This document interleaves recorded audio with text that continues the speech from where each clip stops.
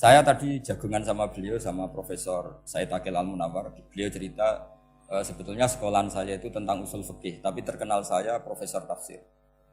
Tapi saya suka ilmu usul fikih, meskipun korbannya ya banyak. Biasanya orang jadi liberal gara-gara ya usul fikih. Sebenarnya nggak perlu dipikir lah itu macam-macam.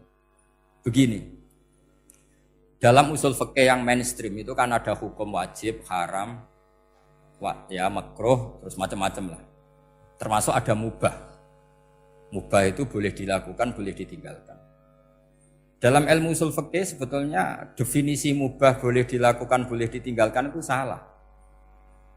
Karena begini, setiap Anda melakukan sesuatu yang mubah, pasti di saat itu meninggalkan sesuatu yang haram. Saya ulang lagi ya. Itsma min mubahin illa wa yatahaqqaqu bihi tarku haramimma.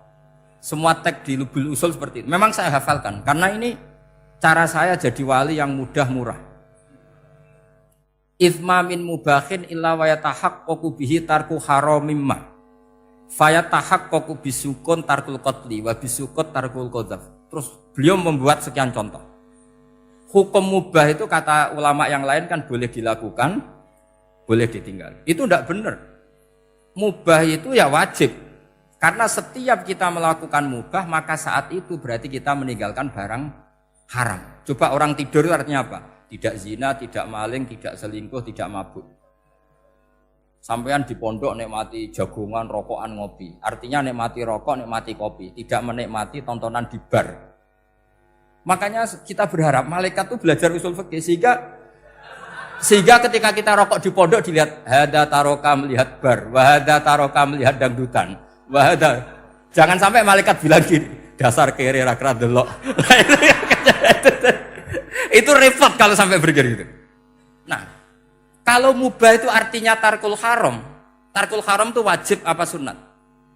Wajib kan?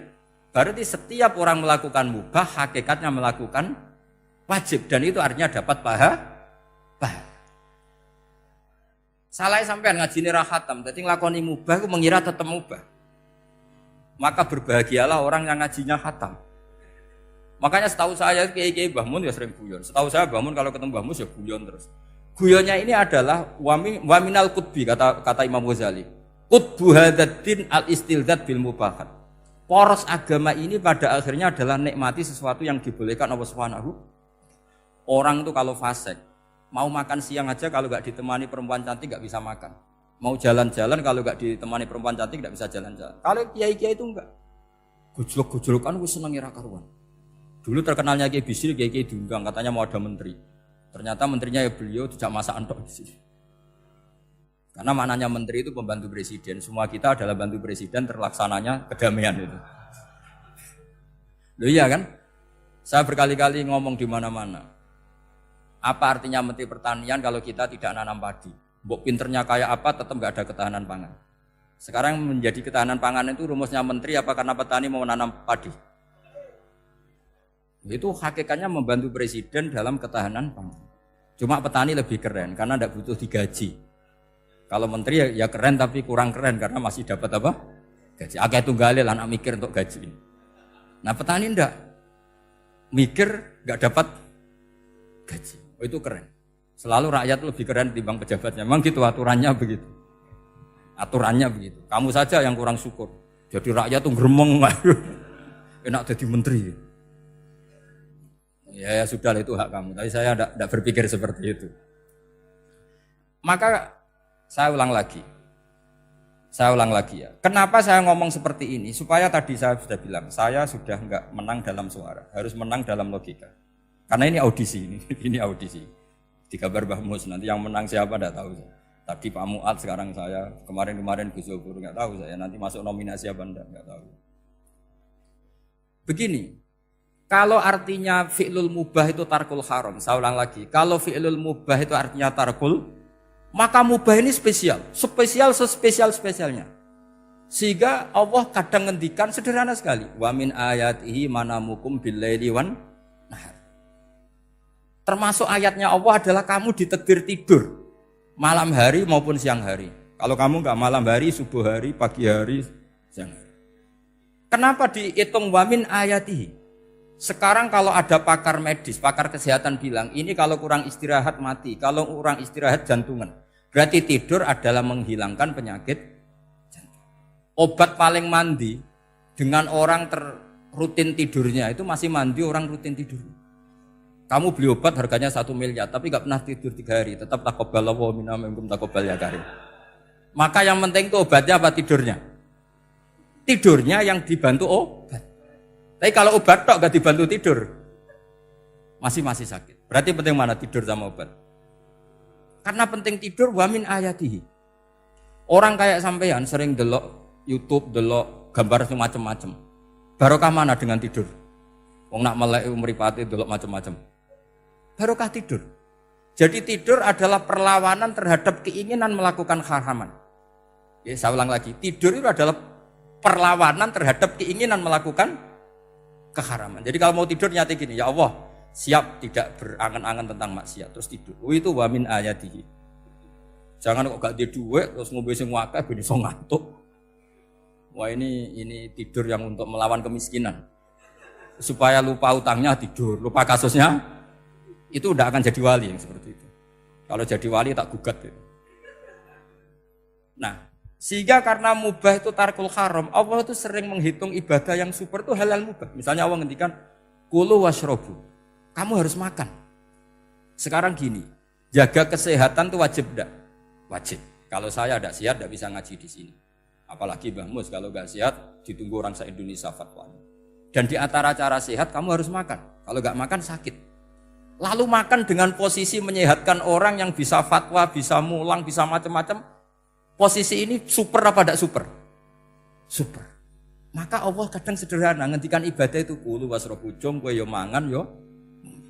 Tapi ayat ini menjadi tidak hebat kalau dibaca orang tidak pernah ngaji usul fikih. Pangeran piye to? Dirimo ngongkon mangan kowe dikongkokno kulu. Wis ora usah ngono ya wis mangan. Rusak Quran kena makna niku rusak.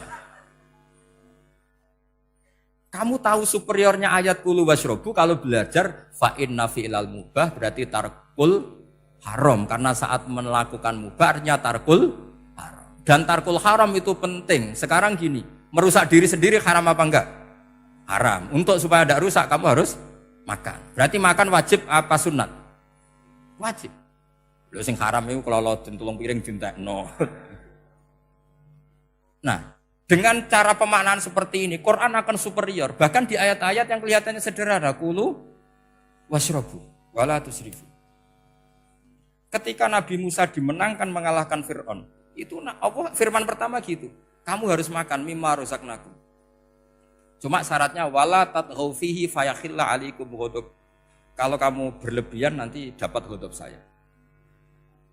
Nah khawatir saya kalau ilmu ini sudah hilang, terus ayat-ayat yang biasa tentang kemanusiaan dikira biasa. Padahal ayat ini super, misalnya nikah. Nikah itu oleh Allah, perempuan yang kita nikahin, itu oleh Allah disebut surga. Saya punya bukti, misalnya gini ayat ya, wala tangkihul musyrikati hatta yu'min, wala amatum mu'minatun khairum min musyrikati walau a'jabatkum. Terusannya ayat, wala tangkihul musyrikina hatta yu'minu. Wala abdu mu'minun khairum min musyriki walau a'jabakum. Terusannya ayat ulaika yad'una ilan nar. Para musyrikah yang ingin kamu nikahi karena mereka non muslim atau kafirah atau musyrikah itu hanya mengajak kamu masuk neraka. Maksudnya ngajak itu kan bisa saja kamu tertarik perempuan tadi sampai kompromi merubah akidah kamu. Terusannya ayat wallahu yad'u ilal jannah. Harusnya dengan perbandingan kamu jangan menikahi musyrikah. Logika perbandingannya kan wawaw yad'u ila nikahil mu'minah. Saya ulang lagi, harusnya muqabalahnya kan wawaw yad'u ila nikahil mu'minah. Allah mengajak kamu supaya menikahi mu'minah. Tapi kata mu'minah sama Allah diganti wawaw yad'u ilal jannah. Allah mengajak kamu masuk surga. Ila nikahil mu'minah. Artinya gini, setiap kamu hubungan intim sama istri kamu, itu adalah menjadi kamu tidak zina. Jadi kalau kamu tidak zina, barokahnya istri kamu ini penopang kamu masuk surga. Makanya Rasulullah pernah ditanya, ibadah itu apa saja? Nabi secara ringan diantara jawabannya, wa fi buti ahadikum shadaqah. Sudah kamu ngumpul istri kamu itu ya ibadah. Terus kata sahabat-sahabat, Ya Rasulullah ayati ahaduna syahwatahu wa walahu ajrun. Yang benar saja Rasulullah, masa urusan gitu dapat pahala gitu. Nabi jawabannya ya enteng. Alai salawaduha fi haramin aka'ana ali wisrun. Kalau dia salah yang dikeloni kan ya dosa. Berarti kalau ngeloni yang benar juga pahala. Berarti istri kamu itu jannah surga. Cuma jannah yang agak aneh karena rewel itu agak aneh. Jadi itu jannah yang agak aneh. Maka supaya jannah ini tidak aneh, kata Rasulullah itu cara bersuami istri itu kata Rasulullah halla jariyatan tula ibuka wa tula ibuka. Sebagian riwayat halla jariyatan tudhahikuha wa tudhahikuka. Kamu cari perempuan yang gampang guyon, gampang rileks. Mula abah itu rileks, mudhahaka ya rileks. Saya berkali-kali cerita, saya ini termasuk orang yang enggak pernah diskusi penting sama istri saya. Karena takut tegang. Biasanya kalau tegang itu yang suaminya kalah. Jadi saya itu enggak pernah diskusi penting. Saya kemarin mau ke Pasuruan ya, mau ke Peloso itu ditanya, mau kemana? Ya enggak tahu. Terus pulangnya kapan? Ya enggak tahu. Wong kok roh-rohan. Ya saya senang saja. Enggak roh itu artinya kan bodoh. Orang bodoh itu enggak mukallaf, artinya enggak dosa kata saya. Jadi saya ngambil hikmahnya saja.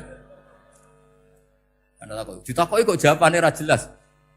Ora jelas itu misteri. Memang dunia itu penuh misteri. Pokoknya tak itu. Pokoknya yang kira-kira itu jadi tidak penting. Rasulullah tuh kalau debat sama istrinya ya milih gitu, milih mula abah mudhahaka. Saya punya sekian cerita betapa Rasulullah tuh rileks ngadepin cemburu-cemburunan. Sayyidah Khadijah tentu orang yang super bagi Rasulullah. Sampai ketika adiknya Sayyidah Khadijah, kalau enggak salah namanya itu Halah itu. Kalau datang itu Rasulullah itu menjamu karena mengingatkan suara Khadijah. Kalau muji Khadijah itu sudah langit Rasulullah. Sehingga Aisyah itu cemburu. Bagaimana Anda selalu muji Khadijah? Waqad abdalakallahu khairan minha. Allah mengganti yang lebih cantik ketimbang Khadijah dan lebih muda. Maksudnya Aisyah. Kenapa masih muji yang sudah meninggal? Tua lagi kan. Gantian Sayyidah Fatimah yang tersinggung karena ibunya ditua-tuakan. Itu ketika Fatimah cemburu, mangkelnya sama Sayyidah Aisyah. Mangkel manusiawi loh. Enggak usah kamu jadi Syiah terus benci Aisyah itu. Karena kalau kamu jadi benci Aisyah berarti kamu nganggap Aisyah itu salah. Dan itu efeknya di Rasulullah, berarti Rasulullah milih istri yang salah. Makanya kita ini madzhabnya ahli sunnah. Abu Bakar tidak mal'un. Kenapa tidak mal'un? Kalau kamu bilang Abu Bakar mal'un berarti Rasulullah salah pilih teman. Umar tidak mal'un karena Rasulullah pasti milih teman yang benar. Begitu juga milih istri yang benar. Dalilnya tidak usah jauh-jauh. At-thayyibatu lit-thayyibi. At-yabut thayyib tentu Rasulullah. Berarti istrinya pasti thayyibah. Jadi madzhab Ahlussunnah dalam madzhab sing jelas-jelas min baini farsi wa damil labanan khalisan sa'iwal lisyari. Jadi kalau kamu cari logika gampang saja. Nabi itu thayyib, bahkan at-yabut thayyib. Padahal kata Allah at-thayyibatu lit-thayyibi. Ya jelas ya. Jadi ini tidak usah dimasukkan hati tentang konfliknya Aisyah dan Fatimah, itu biasa saja. Yang satu bela ibunya, yang satu bela dirinya. Sebenarnya Aisyah itu enggak niat ngeritik Khadijah. Ingin diperhatikan Rasulullah saja. Terus ketika Sayyidah Fatimah matur ya Rasulullah saya supaya ngalahkan Aisyah itu gimana? Karena ibu saya sudah meninggal ya memang cantik dia, muda dia. Dan tahu betul orang kalau Nabi itu sangat mencintai Aisyah. Kata Rasulullah bilang gini saja, tetap hebat ibu saya. Karena ibu saya dapat Rasulullah rondo untuk Joko. Kowe ayu kaya apa iku untuk dudo. Jadi rileks saja Rasulullah. Akhirnya ya semenjak itu enggak ngeritik lagi, bahaya ini kalau ngeritik. Khadijah itu kan sudah umur 40 tahun. Janda dapat Joko. Aisyah perawan untuk dudo. Keren mana? Keren Khadijah. Jadi tidak semua masalah itu Nabi itu menyelesaikan cara ekstrim. Nabi itu biasa mula apa? Santai rileks. Nah, kalau para mbak-mbak ini ingin jadi surga yang enggak aneh, syaratnya jangan rewel karena di surga itu enggak boleh ada orang rewel. Tapi kalau enggak rewel sementara suami kamu enggak benar, ini namanya goblok. Maka kata Mbah Mun kalau ngijazahi santri-santrinya, "Cung bojomu kudu rewel, enggak ngono fakir," kata Mbah Mun. Tapi santri yang di belakang gremeng, "Iya, Mbah, nak fakir, nak jantungan mati." Makanya sering itu. Jadi di antara ulumil Quran itu ada istilah maudhi'ul mudmar mengganti maudhi'ud dhamir atau maudhi'ul lafzi menggantikan lafdzan akhar. Itu memang agak jelimet di ilmu tafsir. Tapi bagi pelakunya itu menjadi gampang. Ya tadi, ketika Allah melarang nikah hal musyrikah, saya ulang lagi. Ketika Allah melarang nikah hal musyrikah, normalnya perbandingannya kan wallahu yad'u ila nikahil mu'minah. Tapi sama Allah diganti, wallahu yad'u ilal jannah. Itu menunjukkan bahwa nikahul mukminah adalah al jannah. Karena kamu hubungan intim ya ibadah. Diwamuk kowe sabar ya ibadah. Nafakoi ya ibadah. Neng-nengan gejatan senjata juga ibadah. Seru Bang, neng-nengan itu seru. Karena memang di antara sistem tubuh kita itu butuh masa-masa jeda. Itu mari cerdas. Karena tubuh kita ini tidak hanya butuh seneng, tapi juga butuh susah. Susah itu melahirkan kearifan. Jajal bojomu tahu minggat, mesti kearifan kamu meningkat. Jadi minggat itu ya penting. Nikmati saja. Udah ini saya nggak ngajari keburukan. Memang seperti itu. Nah saya berharap ilmu usul fikih ini tidak boleh hilang. Karena dengan ilmu usul fikih kita tahu mubah adalah tarkul haram dan tarkul haram adalah wajib. Maka Allah sering sekali membicarakan sesuatu yang mubah itu superior. Kayak tadi wa min ayatihi manamukum billaili wan nahar. Termasuk ayatnya Allah adalah kamu itu tidur. Cara berpikir tadi, kalau saya tidak tidur sakit, kalau sakit habis biaya banyak. Sementara tidur hanya butuh seperti ini. Betapa baiknya Allah dengan tidur bisa menjaga kesehatan yang kalau tidak dijaga berbiaya tinggi. Berarti hadan naumul ibadah.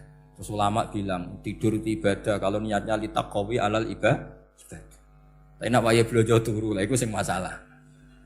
Tapi tentu ilmu itu ada pembanding. Sekarang ketika kamu tidur itu tarkul wajib apa tarkul haram lah itu masalahnya. Seringnya kamu itu tarkul wajib. Waya mulang turu, waya ngantor wong kerja turu. Lah itu tarkul haram apa tarkul wajib? Tarkul wajib. Kalau tarkul wajib berarti status tidur kamu haram. Sudah pinter ini sudah maju ini sudah maju. Jadi saya belajar usul fikih lagi-lagi karena untuk menjadi mufassir itu harus menguasai balaghah, menguasai usul fikih, menguasai lisanul arabi. Nah, lisanul arabi yang sering saya contohkan berkali-kali. Saya punya kitab namanya Ar-Risalah. Orisinil karangannya Imam Syafi'i. Saya baca beberapa kali khatam. Juga saya beberapa kali bacakan santri. Itu kalau memaknai Quran secara lisanul arabi itu gampang sekali. Gampang sekali. Ketika Imam Syafi'i mengatakan kamu boleh tayamum ketika bepergian dan saat bepergian itu tidak menemukan air. Syaratnya kamu tolabul ma', cari-cari dulu. Ketika ditanya sama ashabus Syafi'i, kenapa harus cari-cari dulu? Jawabannya enteng. Li'anna Allah ta'ala yaqul falam tajidu ma'an wa la yuqalu liman lam yatlub lam yajid. Karena Allah ngendikan kemudian kamu tidak menemukan air. Di mana-mana tidak menemukan setelah mencari. Kalau belum mencari namanya tidak tahu. Jadi dari kata falam tajidumaan kemudian kamu tidak menemukan. Tidak menemukan berarti apa? Setelah mencari. Sehingga beliau mensyaratkan dicari-cari dulu, baru berkesimpulan tidak menemukan. Nah setelah tidak menemukan kamu baru boleh tayang. Segampang itu ilmu usul fikih di depan Imam Syafi'i. Ulumul Quran dianalisis dengan usul fikih. Ketika ditanya, kenapa Anda mensyaratkan nikah itu pakai wali? Ayatnya apa? Kalau hadisnya jelas, la nikaha illa biwaliyin mursyidin. Ayatnya apa? Imam Syafi'i secara enteng baca ayat fala ta'duluhunna ayyankihna azwajahunna idza tarawdu bainahum bil ma'ruf. Jika wanita yang kamu waleni, saya ulang lagi, jika perempuan yang kamu walikan, misalnya kamu punya anak yang umur 20 tahun ingin nikah sama seseorang. Seseorang ini layak. Ya misalnya kiai ya apal alfiyah. Tadi kata Mbah Mus itu muridnya Mbah Khalil itu alfiyah diwolak-walik apa. Saking seringnya belajar alfiyah kata beliau sampai santri apal alfiyah wolak-walik tapi ora roh carane jamak kosor. Karena dulu pondoknya mau pondok nahwu. Jadi kayak di nglirap itu. Tonggone nganti apal fa'ala yaf'ulu fa'lan. Cinone wis apal saking bedino itu ujiane ra selawatan fa'ala yaf'ulu fa'lan wa ma fa'lan wa fa'ilun. Jadi pondok ya macam-macam. Itu saya tadi sampai mana itu? Tentang apa? Wali nikah tadi. Di bab fikih, saya ulang lagi di bab fikih. Itu kata Allah, jika perempuan yang kamu walikan itu ingin nikah, fala ta'duluhunna, jangan kamu larang.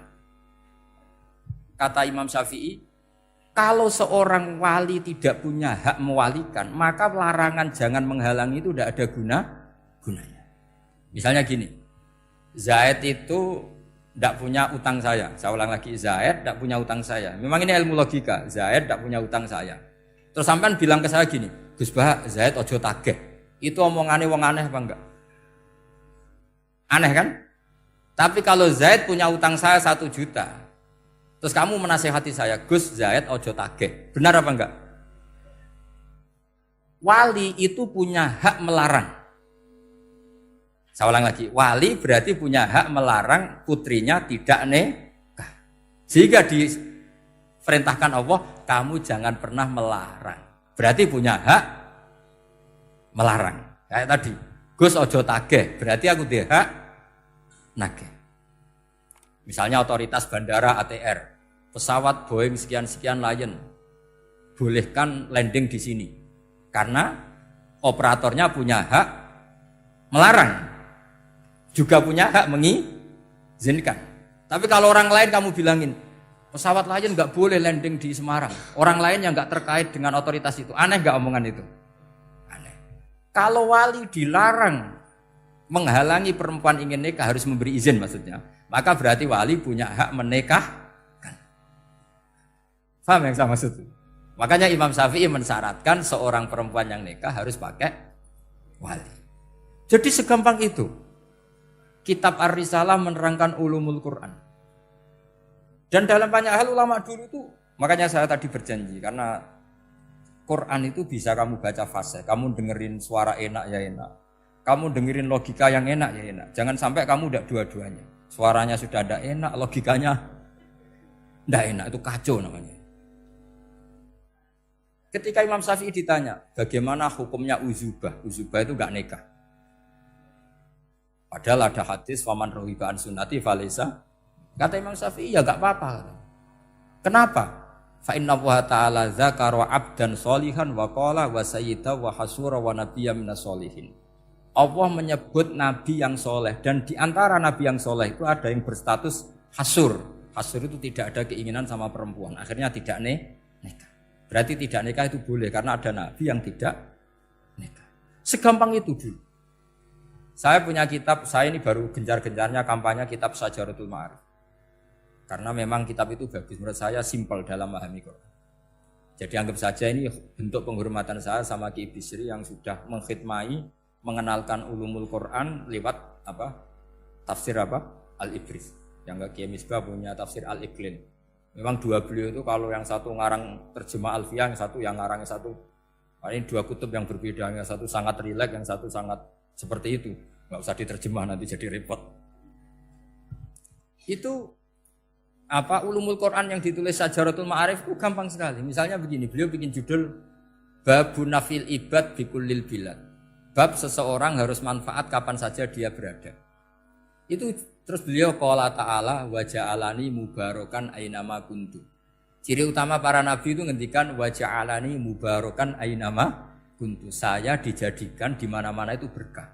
Jadi seseorang hidup harus di mana-mana manfaat.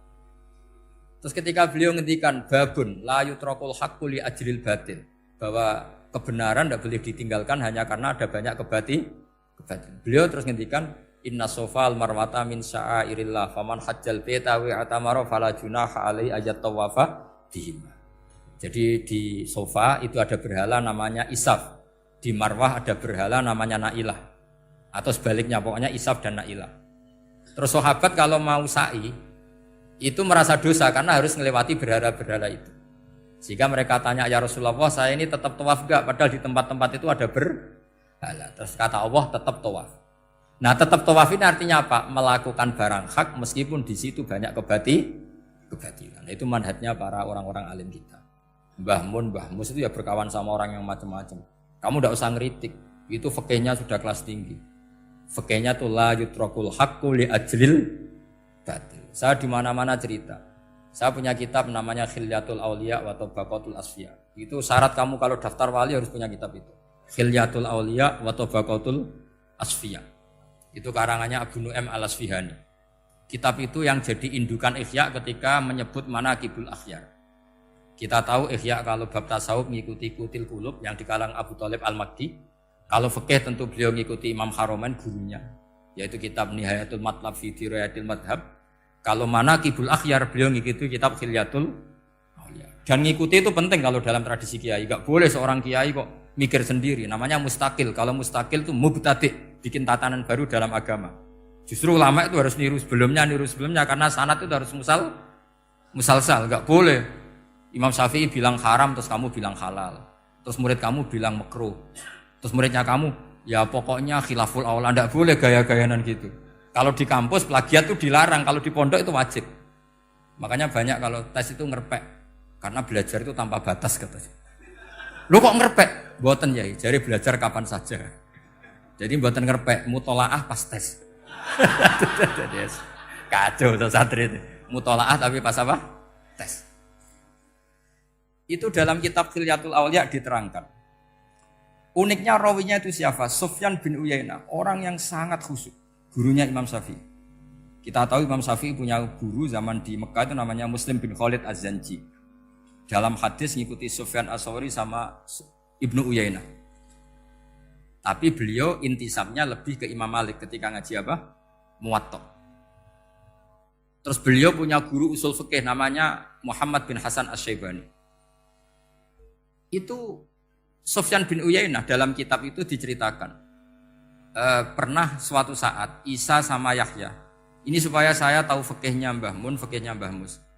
Isa sama Yahya itu satu nabi yang sama-sama muda, yang satu angkatan. Saya berkali-kali cerita, nabi yang satu angkatan itu ada 3, tapi yang 2 ini nggak level, yaitu Ibrahim dan Lut. Tapi nggak level karena Lut itu adalah pernah keponakan siapa? Ibrahim. Musa dan Harun, tapi Harun itu nggak levelnya Musa karena dia jadi nabi berdasar proposal Nabi Musa. Jadi Nabi Musa itu alsak, agak pelak. Sehingga beliau kalau menjelaskan kesulitan, terus pakai jubir. Makanya kemarin-kemarin itu ada wali yang kalau ngomong pakai apa? Jubir. Akhirnya Nabi Musa ngendikan apa? Waj'alli waziran min ahli Haruna akhi usdud bihi azri wa asyrikhu fi amri. Ya Allah, saya ini lisannya agak pati fasih. Tolong Harun sing huwa afsahu minni lisanan. Yang lisannya lebih fasih tolong jadikan nabi. Sama Allah dituruti, Harun jadi apa? Nabi. Tapi yang dapat wahyu Musa, jadi dia hanya jubir. Makanya seangkatan tapi tidak level. Yang seangkatan level itu hanya Yahya dan Isa. Nabi Isa kita tahu berstatus wa yukallimun nasa fil mahdi wa kahla. Jadi mulai kecil sudah pinter. Nabi Yahya ya enggak kalah keren. Ya Yahya khudil kitab bi quwwah wa atainal hukma sabiyah. Ketika kecil sudah pintar. Jadi ini rivalitas dalam ilmu. Makanya khilaf itu penting. Jangan gontok-gontokan, berarti ratau ngaji. Khilaf itu penting. Nabi Yahya itu kalau jalan-jalan sampai Nabi Isa, itu yang Nabi Yahya mesti tanya, Aina khiyarun nas, rumahnya orang baik mana? Saya mau nginep di situ. Mesti tanya gitu kalau di satu perkampungan yang beliau-beliau sedang jalan-jalan. Tapi kalau Nabi Isa tanyanya aneh. Aina syirarun nas, wong sing elek-elek manggone nang ndi? Akhirnya ini kan terjadi debat, tapi karena sama nabinya ya tidak debat kusir terus, kubu-kubunan, 0 berapa sama 0 berapa, enggak, ini sama. Ya sama-sama 0-0, sama-sama orang ikhlas itu 0-0. Sama lama terus debat kecil. Kenapa kamu tanya aina khiyarun nas? Mana orang-orang baik? Jawabnya Nabi Yahya, ya kumpul orang baik itu enak, nyaman, teduh, enak lah. Nah kamu kenapa kok tanya mau nginep di aina syirarun nas? Ana nabiyun, ana tobibun, udawil mardo. Saya ini dokter, nabi itu dokter. Di mana-mana dokter menunjukkan yang sakit. Kalau Anda peneliti penyakit, cari daerah yang banyak endemik penyakit apa yang daerah sehat? Daerah yang kena endemik penyakit. Tapi problemnya Anda sendiri berpenyakit dan kalau ke situ tambah nemen. Ya sama. Kalau kamu kira-kira tidak kuat ya jangan kumpul orang yang seperti itu. Kamu tidak kuat kan? Malah katut. Tapi fikih-fikih kiai-kiai kita, guru-guru kita, berteman orang macam-macam tenang saja. Karena mereka kekuatan kesalehannya sudah absolut, sudah kuat sekali. Ya tentu bi'aunillah wa bitaufiqih. Sehingga kamu tidak usah meki para guru-guru kita. Saya pernah didhawuhi Mbah Mun. Ya Jong, ya aku wis ketemu Megawati. Piye-piye Indonesia kudu damai. Engko nak tukaran yo repot. Jane yo piye, aku yo kiai. Artinya beliau harus ketemu karena untuk supaya Indonesia itu damai. Beliau anggap saja makili religius, Bu Mega makili apa? Nasional. Dan Indonesia damai itu kalau ada kerjasama antara kaum nasionalis dan kaum apa? Religi. Jadi yang namanya damai itu penting sekali. Sampai Rasulullah itu pernah berdamai sama orang yang jelas-jelas kafir. Apalagi Indonesia belum sampai seperti itu. Yaitu kita tahu dalam Sulhul Hudaybiyah, Nabi berakad damai sama Suhail bin Amr. Padahal kafir. Nah, kalau kamu Qur'annya sudah seperti itu, maka Qur'an itu punya kekuatan yang luar biasa. Ketika Sayyidina Ali konflik sama Sayyidina Muawiyah, itu dirumuskan kita berdamai. Setelah kita berdamai, terus ada pertanyaan begini. Lalu orang yang sedang konflik itu nak ketemu raine, roh raine wis ra seneng. Ning dinggon jenenge konflik ketemu raine wis ra seneng. Oke, kita pakai mediator, kata Sayyidina Ali. Akhirnya Sayyidina Ali pakai mediator, Muawiyah pakai mediator. Terus orang Khawarij bilang, dalilnya apa mediator itu? Enggak ada Qur'annya. Itu orang Khawarij. Sama enggak usah tanya, kalau orang sekarang yang apa Gus? Wah itu mari fitnah, itu provokator berarti tanya gitu. Singkat cerita terus Sayyidina Ali itu agak marah. Karena beliau terbentuk oleh Quran. Itu spontan Sayyidina Ali baca ayat wa in khiftum shiqaqa bainihima fab'atsu hakaman min ahli wa hakaman min ahliya. Jika suami istri menghadapi konflik, di mana-mana konflik roh raine kan gak seneng. Maka yang keluarga lelaki kirim mediator, yang keluarga perempuan kirim. Terus dari Sayyidina Ali, wa ummatu Muhammad a'dhamu min amri rajulin wa imra'atin. Umatnya Muhammad lebih serius ketimbang urusan lelaki dan perempuan. Wong suami istri saja kalau konflik butuh mediator, apalagi hadhil segampang itu mereka istidlal. Jadi mediator dalilnya mana ya? Dalilnya wa in khiftum shiqaqa bainihima fab'atsu hakaman min ahli wa hakaman min ahli. Dulu Quran itu seperti itu. Ya sekarang problemnya Quran itu tidak dikaji seperti itu sehingga fasihul ibarat atau fasihul akli atau balaghatut ta'aqqul itu enggak ada. Makanya saya ini pengagum kitab Ibnu Hajar Al-Asqalani yang nyari Bukhari. Kata Ibnu Hajar Al-Asqalani, termasuk mukjizatnya Quran adalah al-iltizat al-aqli. Akal itu menjadi nyaman. Itu uniknya yang dicontohkan seperti ngaji saya malam ini. Misalnya, Allah ngendikan am khuliqu min ghairi syai'in. Yang namanya maujudat tentu diciptakan sesuatu yang maujud. Karena akal akan tersiksa ketika dicekoki gini. Hadhil maujudat khalaqahal adam.